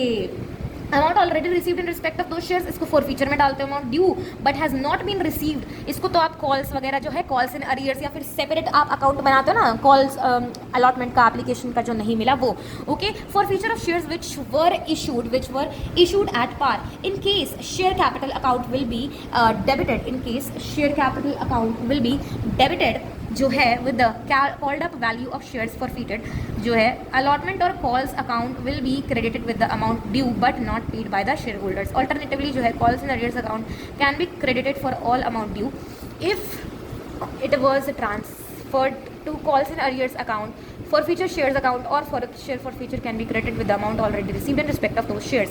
Share capital account डेबिट करेंगे, to forfeited shares करेंगे। forfeited shares में हम लोग जो बोलेंगे कि रिसीव जो हो चुका वो, जो हम लोग जब्त कर लिए शेयर, जो हमें पैसा ऑलरेडी मिल चुका था जो वापस अब नहीं करेंगे वो, टू शेयर अलॉटमेंट अमाउंट जो हमें नहीं मिला, शेयर फाइनल कॉल जो नहीं मिला, फाइनल कॉल फर्स्ट कॉल जो नहीं मिला। Where the amounts due on allotment first call final call have been transferred to calls in arrears account, the entry will be share capital account debit to calls in arrears account to forfeited account. अब हम लोग इसको combine entry में डालते हैं तो forfeiture में डाल देते हैं। हमें इलस्ट्रेशन दिया हुआ है, फॉरफीट करता है 30,000 इक्विटी शेयर्स 10 रुपये का, called up held by mister x, non payment of final call 4 रुपये का। हाउएवर जो है ना एप्लीकेशन 2 रुपये का आपने दे दिया तो 2 रुपया ये हो जाएगा हमारा शेयर फॉरफीचर में, एंड अलॉटमेंट मनी 4 रुपये आपने दे दिया तो ये दोनों आपका जब्त हो जाएगा। Originally insured at par. देखो तो इक्विटी शेयर कैपिटल अकाउंट हमने डेबिट किया 3 लाख से, क्यों? क्योंकि हमें कॉल अप ने किया। Equity share final call account debit जो नहीं मिला 4 रुपये का, दो फॉरफीचर अकाउंट जो मिल गया 30,000 1,80,000। उसी तरीके से हमारे इलस्ट्रेशन एक और दिया हुआ है कि एक्सलिमिटेड फॉरफीट करता है 20,000 इक्विटी शेयर्स ऑफ 10 रुपये ईच, 8 रुपये called up for non payment of first call, 2 रुपया ईच, एप्लीकेशन मनी 2 रुपये का है, अलॉटमेंट मनी 4 रुपये का है ऑलरेडी बीन रिसीव, ये हम लोग करेंगे शेयर फॉरफीचर में। उसी तरह से share equity share capital account debit हमारे 1,60,000, कॉल्स इन अरियर्स डाल दिया 40,000, फॉरफीचर में डाल दिया हमने 1,20,000 रिसीव कर लिया। Forfeiture of shares issued at premium, जो इशू किया प्रीमियम पे। देखो सिंपल सा 2 बात है, अगर प्रीमियम आपको रिसीव हो गया, कंपनी को अगर प्रीमियम रिसीव हो गया है तो उसका जिक्र भी नहीं करेगा कंपनी, बट अगर कंपनी को प्रीमियम सिक्योरिटी प्रीमियम रिसीव नहीं किया तो कंपनी रोएगी। क्यों कंपनी रोएगी? कंपनी रोएगी कि एक तो तुमने मेरा पैसा नहीं दिया, ऊपर से सिक्योरिटी प्रीमियम था वो भी नहीं दिया। कैसे? देखो अगर नॉट रिसीव्ड है, देखो अगर नॉट रिसीव्ड है, share capital account debit, securities premium debit to share allotment, बाकी सब सेम, ठीक है। प्रीमियम रिसीव करते हैं तो जिक्र भी नहीं करेगा, देखो कहीं पर जिक्र भी नहीं है। यहाँ पर देखो ये फॉरफिट करता है 5,000 इक्विटी शेयर्स 100 रुपये का, फुल्ली कॉल्ड अप है, इशूड प्रीमियम है 20 रुपये का, अमाउंट पेबल है ऑन शेयर्स वर एप्लीकेशन 20 रुपये, अलॉटमेंट 50 रुपया, इंक्लूडिंग प्रीमियम, यानी कि ये पक्का 30 + 20 होगा, 30 + 20 होगा।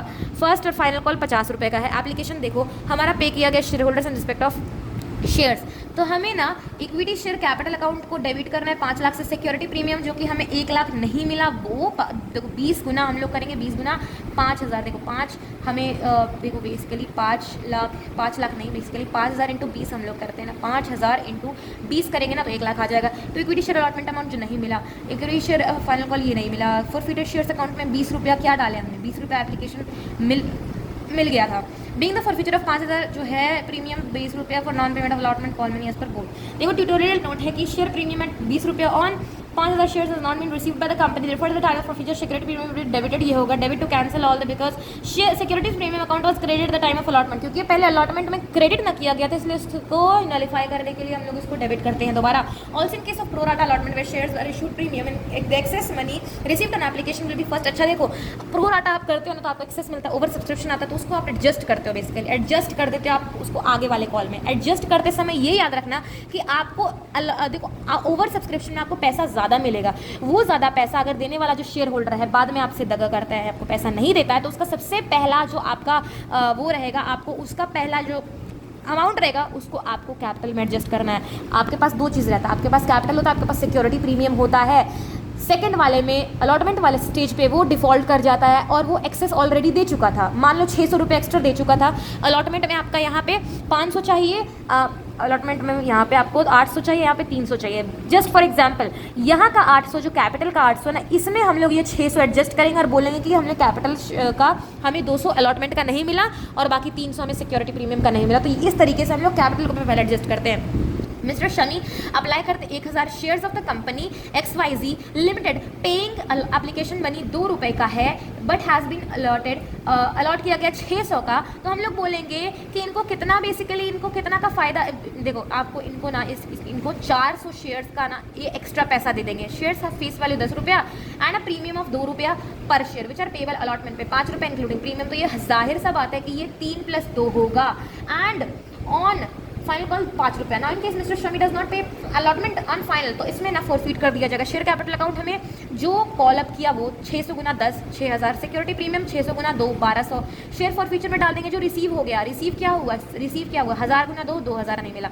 शेयर अलॉटमेंट में क्या डालेंगे 2,20,000 2,02,000, क्यों? क्योंकि हमने माइनस कर दिया अलॉटमेंट में हमने एडजस्ट कर दिया वो जो 6, ये देखो 400 गुना 2 हमारा 800 ना, 800 एडजस्ट कर दिया हमने जो एक्स्ट्रा आया, excess at time of application पे जो एक्स्ट्रा आया वो उसको एडजस्ट कर दिया। तो फाइनल कॉल हमें नहीं मिला 3000। नोट्स देखो, टोटल अमाउंट रिसीव किया एप्लीकेशन पे 2000, जो अमाउंट यूज़ किया एप्लीकेशन में 1200 रिक्वायरमेंट था, एक्सेस 800 था, ड्यू 3000 था, प्रीमियम का 1200, कैपिटल का 1800। तो ये जो 800 है ना, देखो ये 800 हम लोग यहाँ पर एडजस्ट करेंगे, कैपिटल में एडजस्ट करेंगे। तो 1000 1200 2200।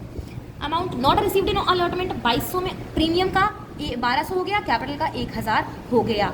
ओके, क्योंकि 800 इससे कैंसिल हो गया ना। देखो यहाँ पर इसको ऐसे भी मैं कर देती हूँ। Okay, forfeiture of fully paid up shares, अगर फुल्ली पेड अप शेयर्स का फॉर फीचर होता है तो forfeiture of non payment of calls premium or unpaid portion of the face value of the shares is one of the many causes for which a share may be forfeited, but fully paid up shares may be forfeited for realization of debts of the share holders if the articles specify provide it. देखो यहाँ पर दिया हुआ है कि री issue of फॉरफीटेड share आप करते हो तो उसका सिंपल एंट्री है bank account debit. Forfeited shares account में आपका लॉस आता है, जो लॉस आपका रिशू है ना, that should not be greater than the received amount. ये जो है ना आपका शेयर फॉर फ्यूचर, इससे ज़्यादा आपका नहीं होना चाहिए, इससे ज़्यादा आपका नहीं होना चाहिए। देखो शेयर फॉर फ्यूचर इससे ज़्यादा नहीं होना चाहिए क्योंकि वो गलत हो जाएगा। डिस्काउंट पे आप इशू नहीं कर सकते हो बेसिकली, तो वो फॉरफीटेड जो डिस्काउंट अमाउंट है ना, लॉस उसी तक होना चाहिए। फॉरफीटेड शेयर अकाउंट जो बैलेंस बच गया, ये यूज़ करने के बाद जो बैलेंस बचा वो हम लोग डालेंगे कैपिटल रिजर्व अकाउंट में। पॉइंट क्या कंसिडर करोगे कि loss on reissue should not exceed, यही मैं बार बार बोल रही हूँ, ये फॉरफीटेड अमाउंट एक्सीड नहीं करना चाहिए। अगर loss on reissue is less than, अगर लेस है तो वो सरप्लस आपका कैपिटल रिजर्व में जाएगा। Forfeited amount on shares, amount originally paid up not reissued should be shown under the heading share capital में दिखाना। Only a portion of forfeited shares are reissued then the profit made on reissue, such portion जो है वो capital reserve में जाएगा। Reissued अगर loss पे होगा तो loss is to be debited to forfeited shares, और शेयर अगर reissued at price which is more than the face value of the shares, excess amount will be credited to, अगर extra में तो वो तो सिक्योरिटी प्रीमियम में जाएगा, normally वो तो जाता ही। Reissued amount and forfeited amount taken together exceeds the face value, अगर फेस वैल्यू एक्सीड कर देता है reissue, it is not necessary transfer such amount to security premium account, अगर एक्सीड कर देता है तो। Calculation for of profit on reissue, अगर प्रॉफिट आपको कैलकुलेट करना है तो कैसे, वो तो बहुत सिंपल है। Mister Long was a holder of 2000 preference shares, 100 रुपये each, 75 per share has been called up and के नॉट, यानी कि 75 आपका कॉल्ड अप, आप फॉरफीट करोगे तो 75 से फॉरफीट करोगे। अलॉटमेंट एंड फर्स्ट कॉल 25 रुपये पर share, the directors forfeited the shares and reissued 1500, आप रीइश्यू करते हो मिस्टर स्टार्ट को 65 रुपये का जो है, यानी कि आप 10 रुपये का उसको क्या दिए, 10 रुपये का आप उसको डिस्काउंट दिए हो। आपको जर्नल एंट्री करना है पास। तो सबसे पहले तो preference share capital account debit करेंगे 1,50,000। प्रेफरेंस शेयर अलॉटमेंट जो नहीं मिला वो, फर्स्ट कॉल जो नहीं मिला वो, फॉरफीटेड शेयर जो मिल गया वो, बैंक अकाउंट डेबिट किया 97,500 से। फॉरफीटेड शेयर्स जो डिस्काउंट दिया वो, प्रेफरेंस शेयर्स कैपिटल 1,12,000 जो एक्सेस बच गया, यहाँ पर देखो ये इससे यूज़ हुआ, ये इसको यहाँ पे चला गया। आपने कितना किया, आप लोग देखोगे यहाँ पे 50,000 है, यहाँ पे 15,000, तो यहाँ पे क्या, यहाँ पे आप लोग बोलोगे कि अरे यहाँ पे तो 45,000, सॉरी 45, यहाँ पे तो 35,000 आना चाहिए, तो यहाँ पे 22,500 क्यों है, क्योंकि आप री इशू कर रहे हो कितना, आप 1500 री इशू कर रहे हो। देखो फॉरफीटेड अमाउंट पर शेयर है आपका 25 रुपया, लॉस कितना हुआ है 10 रुपया का, सरप्लस पर इशूड कितना है 15, इसीलिए 15 गुना 1500 हम लोग ये इशू कर रहे हैं, इसलिए 22,500 आएगा। ब्यूटीफुल कंपनी ने 30,000 इक्विटी शेयर 10 रुपया ईच, पेबल इतना इतना इतना, अलॉटमेंट पे इतना, ऑल सब्सक्राइब है, money due on receive for split. Ram ने 500 शेयर नहीं दिया अलॉटमेंट पे कॉल पे, श्याम ने होल्डिंग 1000 जो है फील टू पे जो है वो क्या किया, उसने नहीं दिया, ऑल द 15,000 को फॉरफिट किया, जो ना बाकी री इशू कर दिए गए। जादू का फुली पेड पे डिस्काउंट ऑफ 2 रुपया। अब ये जो इतना जो शेयर है ना, ये राम के शेयर पूरे के पूरे, यानी कि इसमें 500 पूरा का पूरा टोटल है। इसमें सिंपल सी एंट्री होगी, equity share capital account debit 15,000, securities premium 1,000, equity share allotment 2,500, equity share call हमारा 6,000, फॉरफिटेड शेयर में तो 7,500 आ जाएगा। इसमें आपका नरेशन लिख देना है, बैंक अकाउंट डेबिट 10,000 ये रीइशू कर रहे हो, फॉरफिटेड शेयर हमारा 2,500, इक्विटी शेयर कैपिटल में 12,500, फॉरफिटेड में देखो यहाँ पर हमने किया ये, इसमें ये किया। अब हम लोग बोलेंगे क्या, हम लोग बोलेंगे कि 12,50 हम लोग कर रहे हैं, लेकिन बेसिकली हमारा कितना था, हमारा 1,500 था टोटल शेयर, यहाँ 1,500 था, लेकिन हमने 12,50 किया, तो 250 एक्स्ट्रा है, वो जाएगा हमारा एक्सेस फॉरफिटेड शेयर्स में जाएगा, जो हम लोग बाद में इशू कर देंगे। ओके, यहाँ पे बैलेंस शीट का स्टेटमेंट बनाते हो, इक्विटी एंड लाइब्रेरीज में शेयर होल्डर्स फंड में शेयर कैपिटल आ जाएगा, नोट नंबर 1299, ये हम लोग आपको कैलकुलेट करके दिखाते हैं। यहाँ पर देखो ये है हमारा एसेट्स, यहाँ पे करंट एसेट्स तो ट्रिपल आएगा ही, इक्विटी शेयर कैपिटल में ना इशूड कैपिटल हमारा 30,000, इक्विटी शेयर्स ऑफ 10 रुपया each 3 lakh, subscribe called up and paid up share capital 29,750, equity shares of 10 रुपया ईच 29,750। देखो सबसे पहले तो 500 गया, फिर 1000 गया, फिर हमने 12,500 ना ऐड किया, अब यहाँ पे ऐड करें फॉरफिटेड शेयर्स भी 1,500, 299,000, ये हमारा ना वो 250 जो एक्स्ट्रा हो गया ना, वो ओके।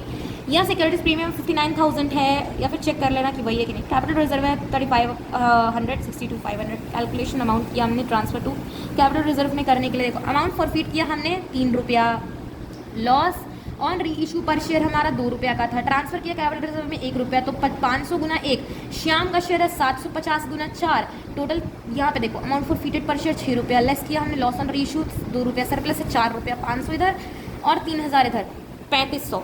बैलेंस से सिक्योरिटी का क्या, रिसीव कितना अलॉटमेंट में, टोटल रिसीवेबल जो मिलना था 7,000, अमाउंट रिसीव्ड ऑन फॉरफीचर पे कितना मिला 1,000, 59,000 बैलेंस रिमेनिंग। उसके बाद हमारा इलस्ट्रेशन है, ए होल्ड्स 2,000 शेयर्स ऑफ 10 रुपया ईच विच होल्ड्स, ये सब एग्जांपल्स उसी तरीके से हैं। यहाँ पे इसने वो नहीं दिया, कुछ नहीं दिया, उसी तरीके से हम लोग ये सब एडजस्टमेंट करते हैं, ये सब वर्किंग नोट वगैरह बनाते हैं, and these are all the necessary illustrations which you will be seeing. Issue of consideration other than cash, अगर आप एसेट खरीद रहे हो तो आप कर रहे हो तो land and building to Vyco limited to equity share capital, bank to equity share application allotment, equity share application allotment to equity share, उस तरीके से हम लोग रिप्रेजेंट कर देंगे, यू कैन सी इट। और ये हमारा नोट्स टू अकाउंट्स हो गया। अब हमारे पास कुछ ट्रू एंड फॉल्स आते हैं questions which we are going to answer it. तो देखो liability of a holder of share is limited to the face value of shares acquired by them, बिल्कुल नहीं, फॉल्स, क्योंकि that is liability is limited to the issue price of the shares acquired by them. Authorised capital appears in the balance sheet of the face value, true, ये सही है। The rate of dividend और preference shares may be vary from year to year, नहीं, वो तो fixed रहता है, false. At a company में issue shares at discount to public in general, बिल्कुल नहीं, फॉल्स, ठीक है। कंपनी में issue discount on the general public, नहीं, false. Sweat equity shares are those which are issued to employees and directors at discount, yes it is true. As per table F, rate of interest हमारा arrears पे 12% है, table F rate of interest हमारा calls and advance पे 10% है, बिल्कुल नहीं, ये दोनों हमारा उल्टा कर दो, arrears पे हमारा 10% है, एडवांस पे हमारा 12% है। Non participating preference shares enjoy voting rights, अरे नॉन पार्टिसिपेटिंग प्रेफरेंस शेयर्स कहाँ से वोटिंग राइट एंजॉय करेंगे, फॉल्स, नॉन पार्टिसिपेटिंग जो है वो नहीं एंजॉय करते, कोई नहीं basically. Share of fixed rate update paid every year without income, non participant shares not enjoy voting right, ठीक है। Forfeited shares are available to company for purpose of resale, बिल्कुल सही, ट्रू, हम लोग इसको दोबारा इसको रीसेल करते हैं। Loss of reissue should exceed the forfeited amount, नहीं, बिल्कुल नहीं, बिल्कुल नहीं, एक्सीड नहीं करना चाहिए, फॉल्स, ठीक है। हमारे पास क्वेश्चंस हैं, the excess price received over the par value, तो वो तो सिक्योरिटीज प्रीमियम अकाउंट होगा, securities premium amount utilise for the company, आपको ढेर सारे चीज़ दिए हुए हैं, आप पीछे पढ़ सकते हैं, उसमें से एक है expenses discount on issued debentures. When shares are forfeited the share capital amount is debited with, अरे कॉल्ड अप कैपिटल से करते हो फॉरफिट, एंड द फॉरफीचर जो है वो मिल चुका amount received on share forfeiture. Limited produced issued 6,000 equity shares of 100 रुपये each, premium of 40% and the minimum amount of application money to be called collected as per companies 5 रुपया, क्यों 5% है ना, देखो 5% हमें कंपनीज एक्ट ने बोला है। Dividends are usually paid at the percentage of paid up capital, SEBI guidelines के अनुसार issue of shares application money should not be less than 25%, SEBI का गाइडलाइन बोल रहा है, बाकी उसका तो 5% होता है। जी लिमिटेड एक्वायर किया 7,50,000 from issue shares, 100 purchase consideration number of shares कितना होगा, तो purchase consideration on issue price कर देना, हमारा 6,000 निकल जाएगा। सिक्योरिटी प्रीमियम क्या है, रिजर्व सरप्लस का पार्ट है। शेड्यूल 3 हमारा क्या होता है, financial statement, dividend on preference equity, preference shares have to be paid before dividend on equity shares, preference shares are non participating unless otherwise price expressed. Short note लिखना है आपको, utilization of security premium account, आप किस तरीके से security premium का account use करते हैं, तो आपका जितना भी तरीके का है ना वो ले देना। Reissue of forfeited shares distinguish करना कॉल इन और कॉल इन एडवांस में। Issue of shares for cash and issue of shares for consideration other than cash, can company issue shares at discount, this is what, no. Okay, practical questions are there and these are the answers. Practical questions यहाँ पे हमने theoretical questions का example answers है यहाँ पर, और ये रहे हमारे जो भी important questions, and then the unit 3 is issue of debentures which we are going to do in the next class. Thank you so much.